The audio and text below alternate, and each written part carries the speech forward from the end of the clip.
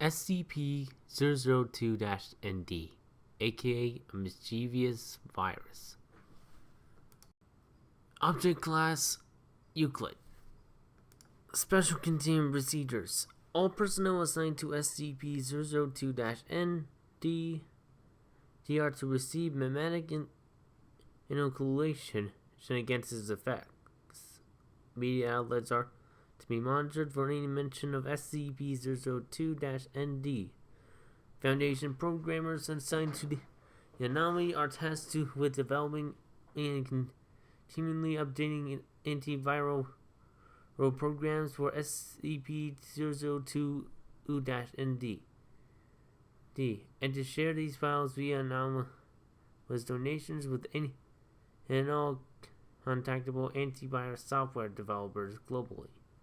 Assistance is to be provided to banks infected with SCP-002-ND via a Foundation Fund Company standard computer products.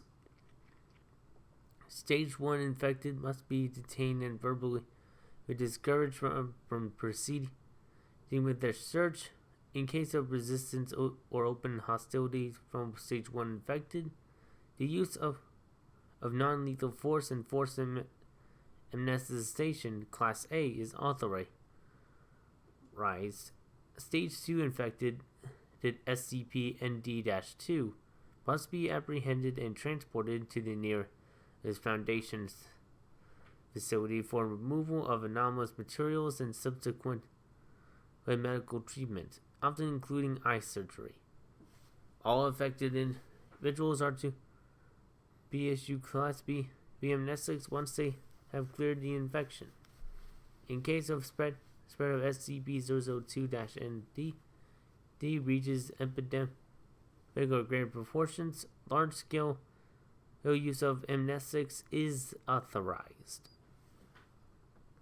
Description: SCP-002-ND is the collective designation for a complex anomalous contagion that expresses itself with several forms. The first form of the contagion, designated SCP-002-ND-1, comprises a computer virus with strong mind-affecting and compulsive properties. It appears to have been developed in order to infiltrate the servers of various banking companies. In its inactive state, it can be identified as an executable file with the name ETT virus res.exe. When it's in its active state, it will use the host computer's internet connection to attempt to locate and upload itself to a bank's server unit. Though how it is able to distinguish between regular and banking servers remains undetermined. Once uploaded, the virus will continue by locating files connected to the bank's website before replacing and masquerading as one of them while modifying the rest. From this point on, the bank's account software will treat SCP-002-ND as an essential file.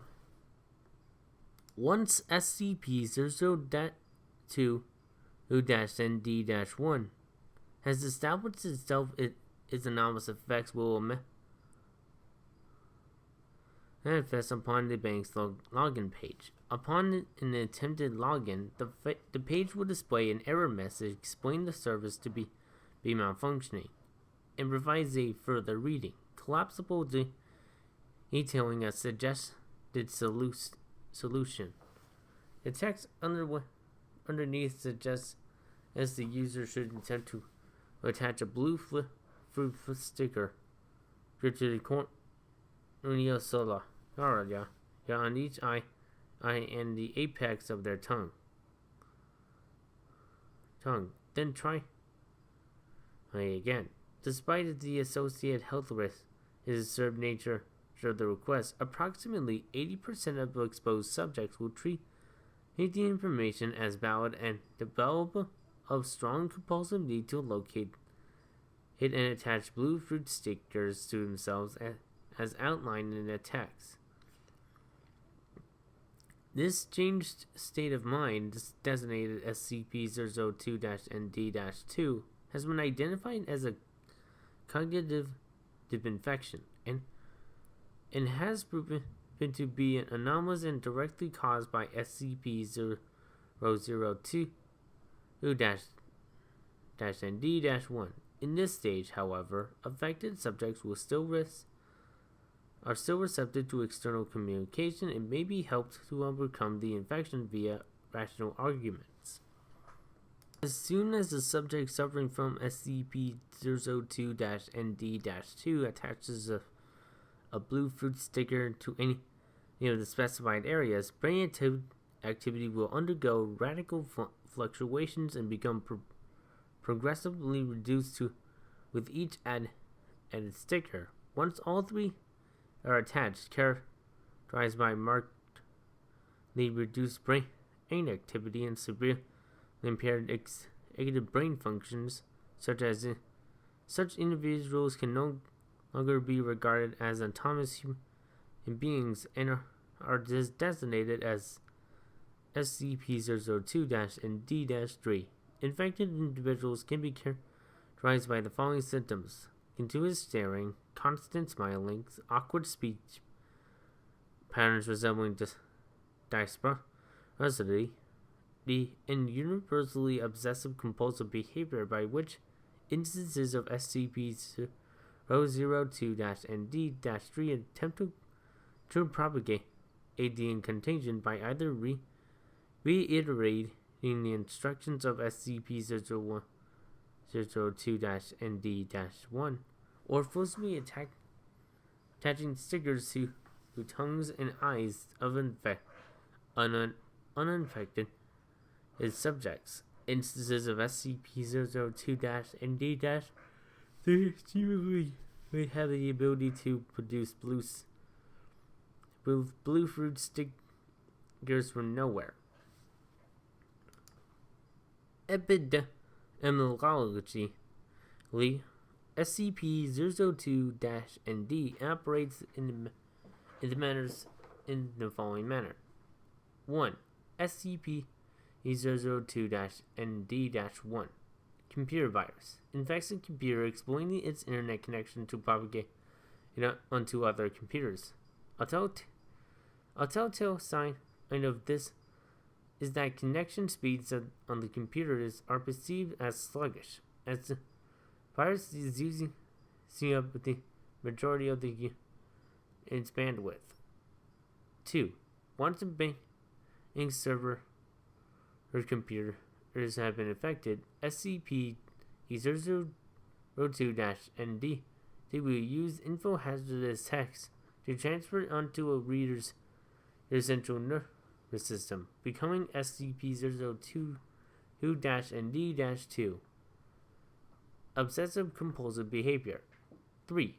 If or when the infected subject completes all the instructions outlined by SCP-002-ND-1, infection progresses into SCP-002-ND-3, mindjacking, in which the subject will lose any and all bodily autonomy and decision-making ability. The risk of contamination by SCP-002-ND-1's text has been estimated at about 80%, whereas the same risk lies around the 25% mark for SCP-002-ND-2 infectees.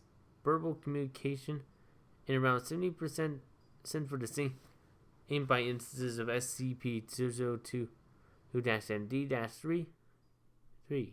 In 100% of cases where an instance of SCP-002-ND-3 has successfully attached blue stickers to a previously unaffected subject, these individuals will immediately turn into instances of SCP-002-ND-3. SCP-002-ND-2 can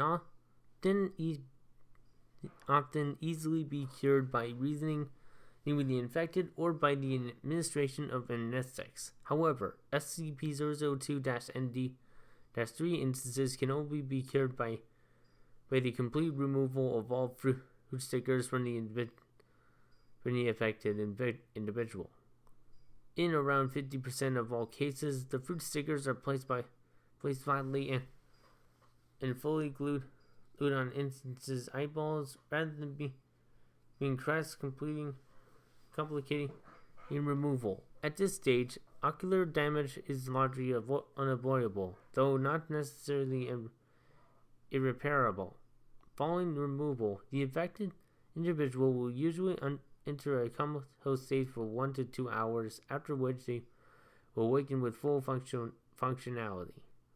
Affected individuals will retain only vague, if any, memories of their time as instances of SCP-002-ND-3. And regression is possible with all patients. Mimetic inhalation has proven effective in preventing potential infections. SCP-002-ND was discovered on June 26, 2015, following an epidemic outbreak in the Baltic Sea region. A coordinated intervention by the Foundation and the GOC prevented SCP-002-ND from spreading further. In a large-scale scrubbing of international data and use of amnestics was needed to remove public knowledge of the anomaly. It is theorized that should SCP-002-ND fail to be properly contained, it would result in an 8K class global madhouse scenario.